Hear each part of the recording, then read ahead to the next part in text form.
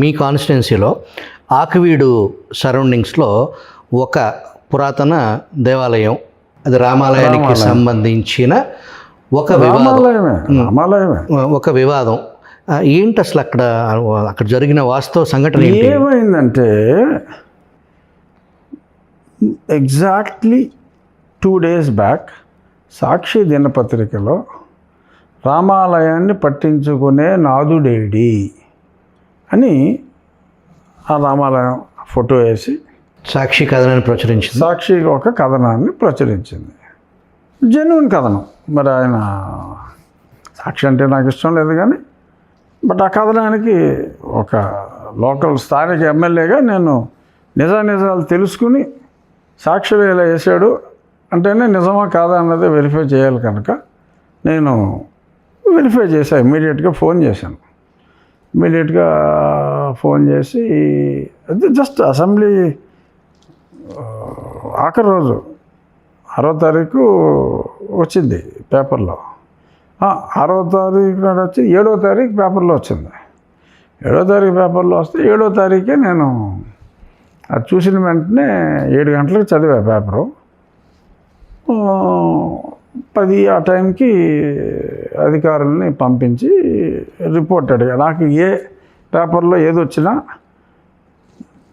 ఈనాడు, జ్యోతి, సాక్షి ఈ 3 పేపర్లే నేను చూసేది. ఈ 3 పేపర్లో ఏం వచ్చినా I will get that fact verified.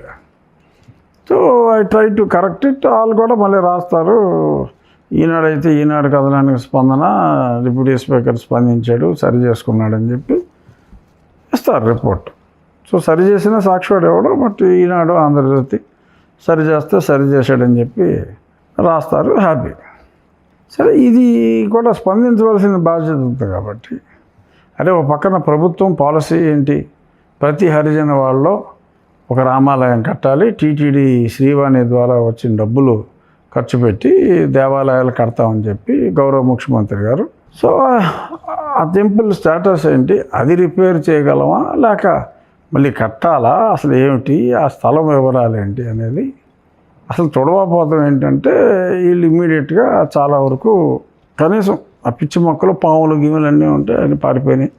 శుభ్రం చేస్తే ఆ పక్కనున్న కాలనీ వాళ్ళు, ఇట్స్ సపోజ్ టు బి ఒక ఎస్సీ కాలనీ, ఎస్సీ కాలనీ వాళ్ళు వచ్చి మీరు అసలు క్లీన్ చేయడానికే వీలు లేదు అని చెప్పి వాళ్ళు ఏదో గొడవ చేసి ఆ క్లీన్ చేసే వాళ్ళని అక్కడి నుంచి తరివేశారంట. ఏంటి అసలు రామాలయం కడతాం సంగతి పక్క నుంచి అసలు కనీసం క్లీన్ చేయడానికి కూడా లేదంటున్నారండి. పైగా హరిజనవాడు అంటున్నారు.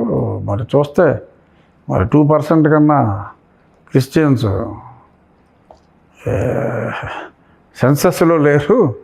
మరి నిజంగా 22 ఉన్నట్టు చెప్తున్నారులేండి, బట్ సెన్సస్ ప్రకారం 2% కదా. పోనీ అక్కడ 20% ఉన్నా కూడా ఆ కాలనీలో 80% హిందువులు ఉంటారు కదా.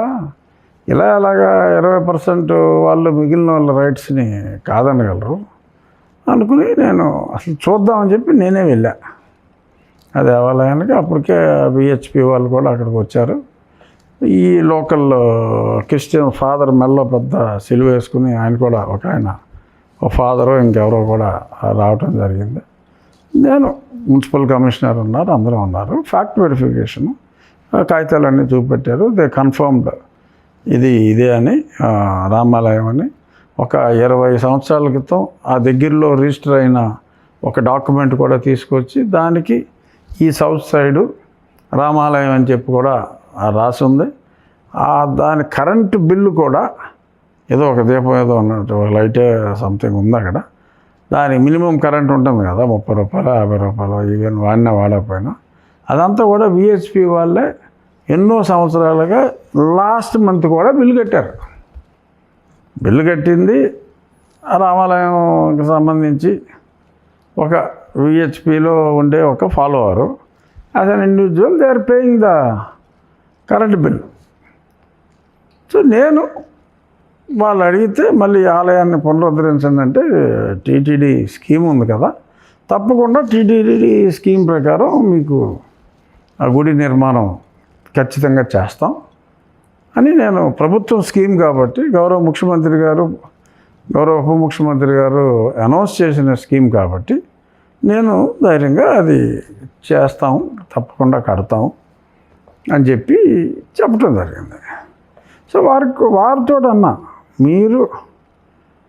మేమందరం క్రిస్టియన్స్వేనండి అన్నారు. మీరందరూ క్రిస్టియన్స్ అయితే మీకు బీసీసీ సర్టిఫికేట్ ఉండాలి.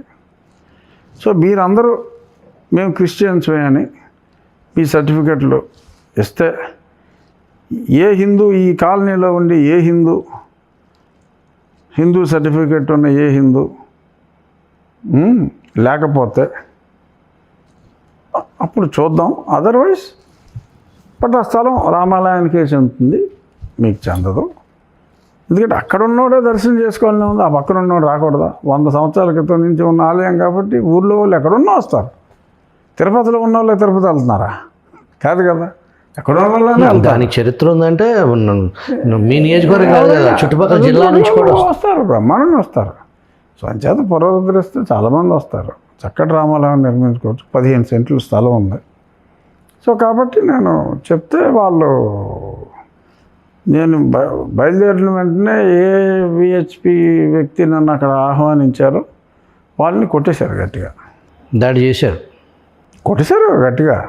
ఒక చిన్న పిల్ల, ఒక 6 సంవత్సరాల ఒక బాలిక, అక్కడ సోషల్ వెల్ఫేర్ హాస్టల్లో పనిచేసి ఒక అధికారి కూతురు, ఒక స్థానిక ఎమ్మెల్యే వచ్చినప్పుడు ఆ అధికారి అక్కడికి వచ్చి అతను వారి కుమార్తెతో నాకు ఏదో బొకే ఇప్పించడం ఏదో చేశాడు. ఆ అమ్మాయి చేయి తిప్పేశారు. అయ్యో, 6 సంవత్సరాల అమ్మాయి, అరాచకం. పైగా నిన్న సాయంత్రం సరే వాళ్ళు కంప్లైంట్ ఇచ్చారు, ఎఫ్ఐఆర్ రిజిస్టర్ అయినట్టున్నా.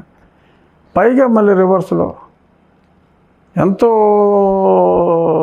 సామరస్యంగా మేము ఉంటే ఇక్కడ గుడి కడతానని చెప్పి ఎమ్మెల్యే అంటున్నాడు, ఎమ్మెల్యే డౌన్ గుడి కడతానికి వీల్లేదు అని.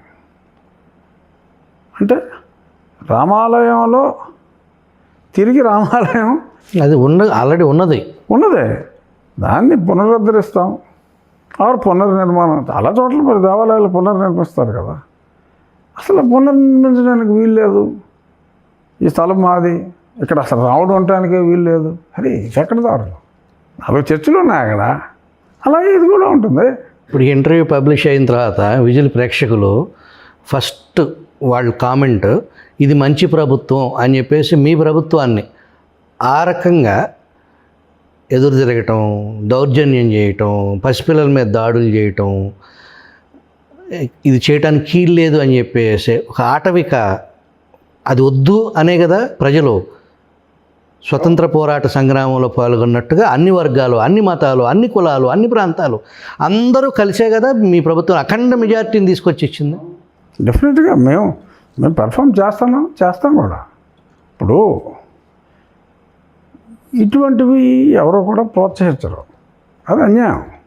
ఇప్పుడు నేను ఏదన్నా చర్చి జోలికి వెళ్ళి అక్కడ రామాలయం కడతానా, లేదా మసీద్ జోలికి వెళ్ళి తీసేయమన్నా, రామాలయం స్థానంలో రామాలయం పునర్నిర్మిస్తాం టీటీడీ సహకారంతో ప్రభుత్వ పాలసీ ప్రకారం అంటే ఇటువంటివి ఎలా ఎంటర్టైన్ చేయాలి? ఏదో మాట్లాడితే రేపు పొద్దున్న ఇందులో శ్రావణ్ మామే ఇంటర్ఫియర్ అవ్వచ్చు, సునీల్ కుమార్ వీళ్ళు కూడా సుకు 1 సుకు 2 వీళ్ళందరూ కూడా ఇన్వాల్వ్ అవ్వచ్చు. ఇప్పుడు ఆల్రెడీ చాలా చోట్ల సుకుయే నడిపిస్తున్నాడు. వీళ్ళని రెచ్చగొడతాలు ఇవన్నీ కూడా దీని వెనక కూడా ఉండుండకపోవచ్చు. బట్ నేననేది అలాగా పరమత సహనం అనేది అవసరం. అసలు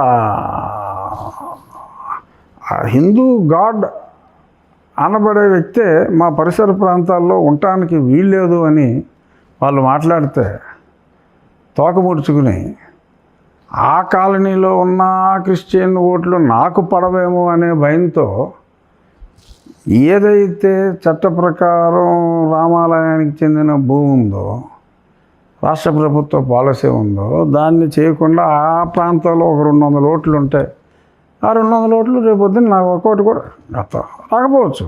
బట్ నేనేమి దాని గురించి ఆలోచించను. I have to go by the rule. రాముడికి రామాలయానికి చెందిన ఆ భూమి ప్రభుత్వంది కూడా కాదు, రామాలయందే. దాన్ని నేను ఇంకొకరికి ఇవ్వడానికి లేదు, పాలసీ ఉంది కాబట్టి పునర్నిర్మిస్తాను అని అన్నా. దానికోసం అక్కడ పసిపిల్లల మీద, చిన్నపిల్లల మీద దాడి, విహెచ్పి కార్యకర్తల మీద దాడి, ఊరేగింపులు, వాళ్ళు కొట్టేసి మళ్ళీ వాళ్ళు కూడా ఒకళ్ళెదురు వెళ్ళి